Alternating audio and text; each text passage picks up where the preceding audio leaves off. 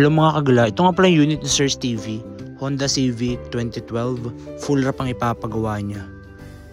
Pero hindi natin malalagyan ng buo yung inner, nung apat na pinto niya, trunk sidings, tapos yung ilang part ng trunk door. Ayun, napakaraming cavity wax nung inner panel niya, buo talaga.